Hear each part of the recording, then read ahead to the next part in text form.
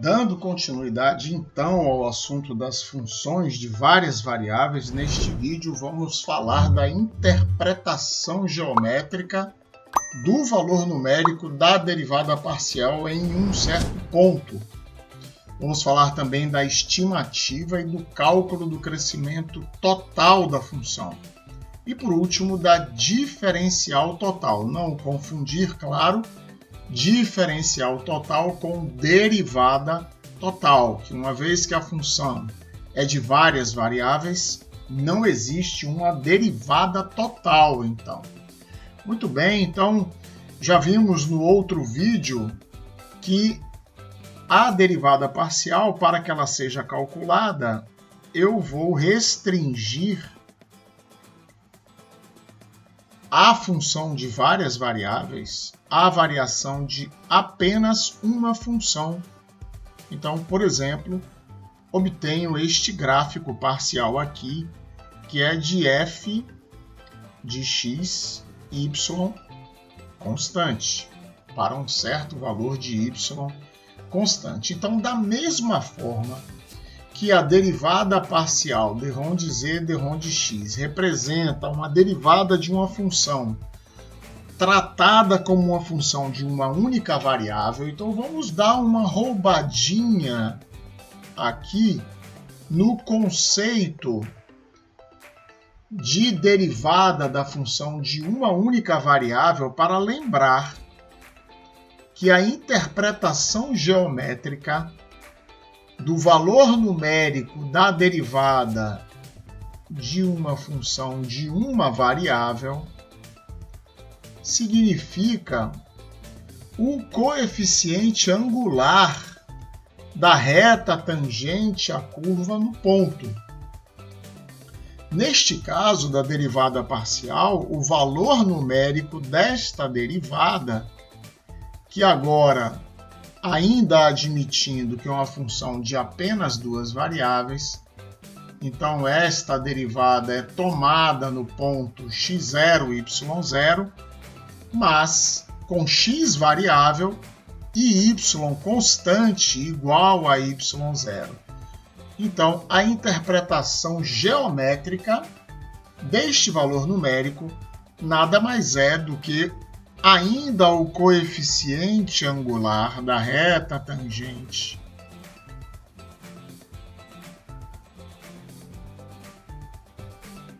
agora tangente à curva z igual a f de x com y constante igual a y0.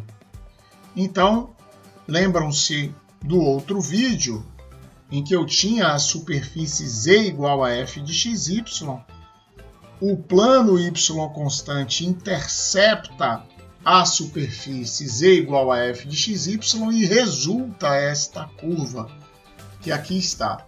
Então, este valor numérico da derivada tem a mesma interpretação geométrica dada a interpretação geométrica do valor numérico da derivada para uma função de uma única variável.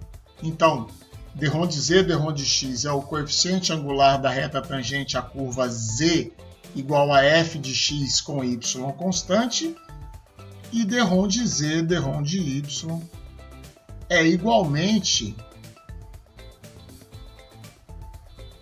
o coeficiente angular da reta tangente à curva z igual a f de x constante com y variável, claro, no ponto de coordenadas x0, y0. Perfeito?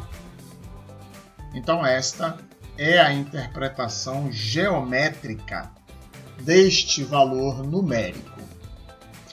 Dissemos antes, em um outro vídeo, que o crescimento total ΔZ de uma função, passando agora então ao segundo ponto desta videoaula, que ΔZ resulta então de fazer variar simultaneamente x e y. Então, enquanto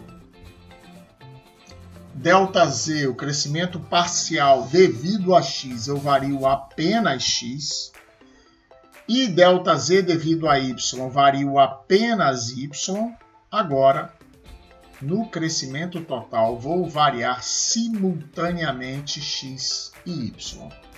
Como neste formato vai dificultar que eu possa estimar este crescimento total, então eu vou acrescentar aqui e vou tirar ao mesmo tempo uma mesma quantidade que é f de x, y mais ΔY. Então estou somando e agora estou retirando f de x, y mais ΔY. Rearrumando agora esta equação, eu vou ter f de x mais ΔX, y mais ΔY, vou tirar agora f de x, y mais ΔY, e vai sobrar agora f de x, y mais ΔY, menos f de xy. E vou dividir esta conta em dois pedaços. Este primeiro pedaço e este segundo pedaço. Então perceba que ΔZ é a soma deste primeiro pedaço com esta segunda contribuição. Então uma contribuição e outra contribuição. E vamos agora observar que nesta primeira contribuição, apesar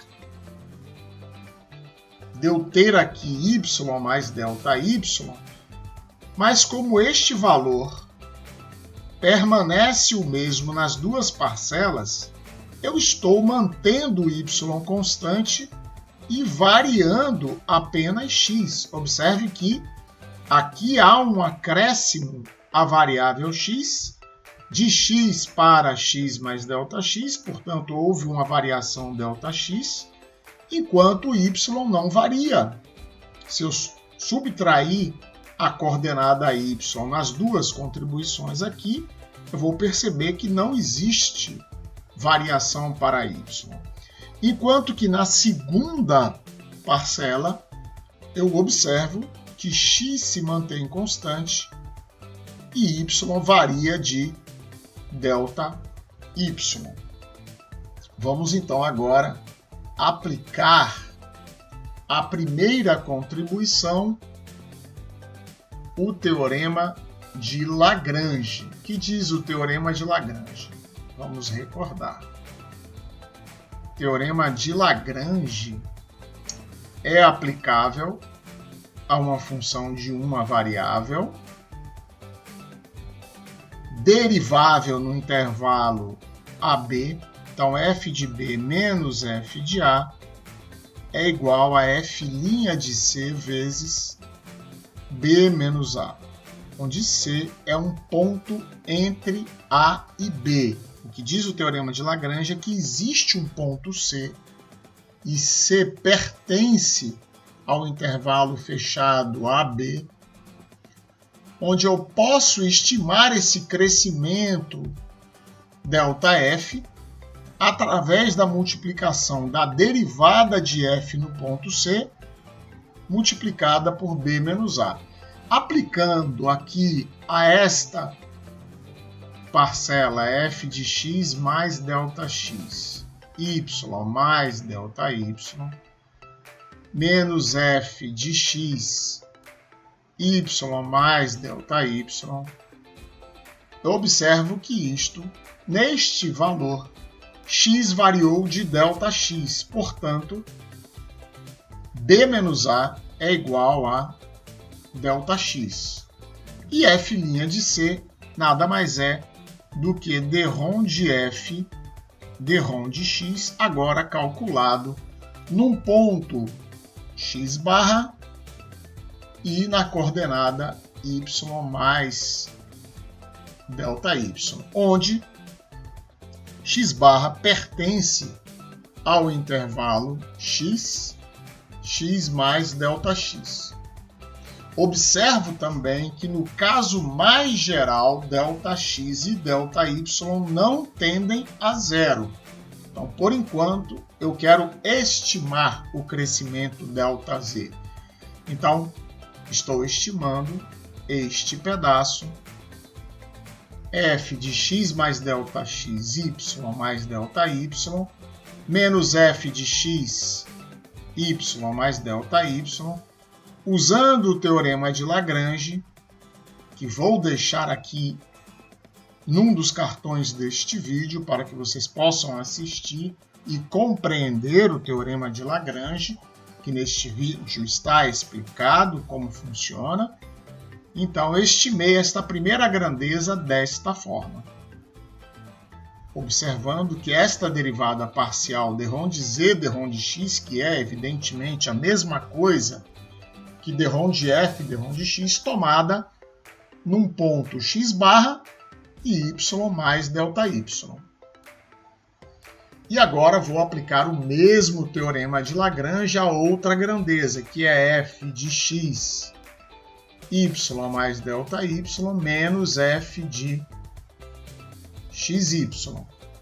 Então, isto é ΔY vezes d rho de f, d rho de y, agora calculado no ponto de coordenadas x e y barra, onde y barra pertence ao intervalo y, y mais ΔY. Novamente, destaco que ΔX e ΔY não tendem a zero no caso mais geral. Então, vamos escrever aqui ΔZ, que eu vi que é igual à soma desta primeira parcela com esta segunda. Já explicitei a primeira como sendo ΔX vezes d rho de f, d rho de x, tomado em x barra, y mais ΔY, e a segunda parcela ΔY vezes d rho de f, d rho de y, tomado em x, y barra. Então, observe, no caso mais geral, em que ΔX não tende a zero e ΔY não tende a zero, então, neste caso mais geral, x barra e y barra são desconhecidos. Professor, eu tenho como conhecer? Não. A única coisa que eu sei sobre x barra e y barra é que x barra pertence ao intervalo x, x mais ΔX, como aqui está, e y barra pertence ao intervalo y, y mais ΔY. Então, neste caso aqui, se eu conhecesse x barra e y barra, estes valores fariam com que isto seja uma igualdade. Como eles são desconhecidos, então o meu único remédio é, neste caso, estimar ΔZ como sendo d rho de f, d rho de x no ponto x0, y0, multiplicado por ΔX, mais d rho de f, d rho de y, que, claro, insisto, é a mesma coisa que d rho de z, d rho de y, tomado no ponto x0, y0, vezes ΔY. E isso aqui, então, vai se transformar em uma aproximação. Vamos ver agora um exemplo de como estimar este crescimento ΔZ utilizando esta equação, esta fórmula Agora com ΔX e ΔY quaisquer, ou seja, não tendem a zero. Então, eis o nosso exemplo: um retângulo de dimensões b igual a 2 cm e h igual a 3 cm terá estas dimensões aumentadas para b igual a 2,1 cm e h igual a 3,2 cm. Estime a variação sofrida na área deste retângulo usando a formulação do crescimento total das funções de várias variáveis. Então, digamos que a área, que depende das variáveis x e y, é dada por x multiplicado por y, e é claro que eu estou fazendo aqui x como a base b e y como a altura h.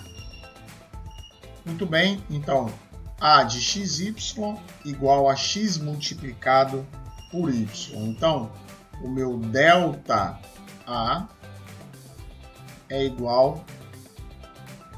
aproximadamente igual a dρ de f dρ de x vezes delta x mais dρ de f dρ de y vezes delta y, onde dρ de f dρ de x será calculado no ponto de coordenadas 2, 3, dρ de f dρ de y também no ponto de coordenadas 2, 3. Delta x, claro, é igual a 0,1 centímetros. Delta y é 0,2 centímetros. Então, se f de xy é igual a xy, então dρ de f dρ de x é y constante vezes a derivada de x, que é 1. Portanto, dρ de f dρ de x é igual a y. Valor numérico de dρ de f dρ de x no ponto 2, 3 é igual a 3. Dρ de f dρ de y, se f de xy é xy, é igual a x vezes a derivada de y, que é 1. Portanto, isto é igual a x. Dρ de f dρ de y calculado no ponto de coordenadas 2, 3 é igual a 2.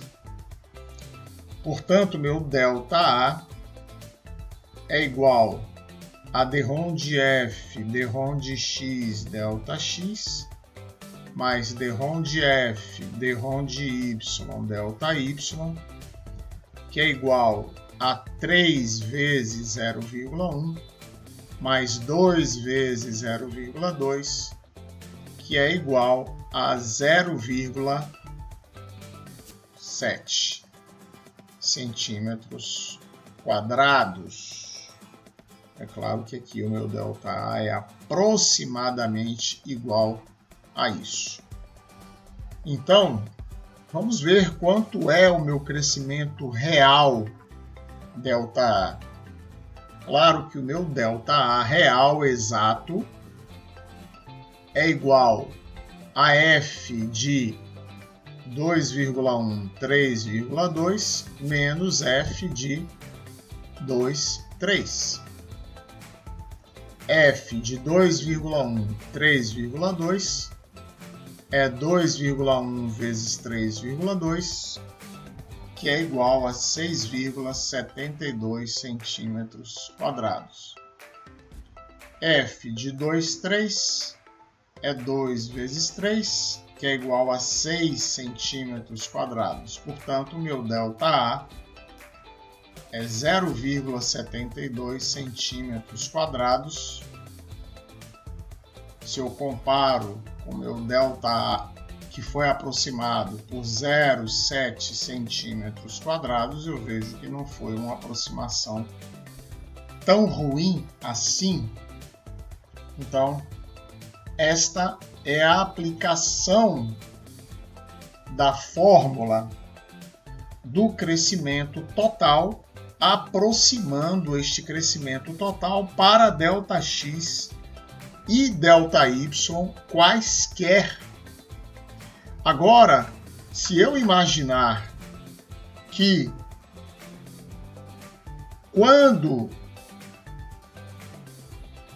ΔX e ΔY tendem a zero, ΔX vai se transformar em dx e ΔY vai se transformar em dy. Em consequência, se z é uma função derivável e contínua, portanto, ΔZ vai se transformar em dz. Por quê? Porque dz, perdão. ΔZ vai se transformar em dz, porque quando ΔX e ΔY tendem a zero, se z é uma função derivável, então ΔZ também vai tender a zero.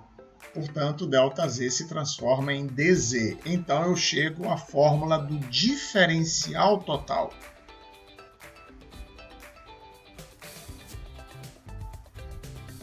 Que vai ser útil adiante. Então, meu dz, agora sim, é igual a dρ de f, dρ de x vezes dx, mais dρ de f, dρ de y vezes dy.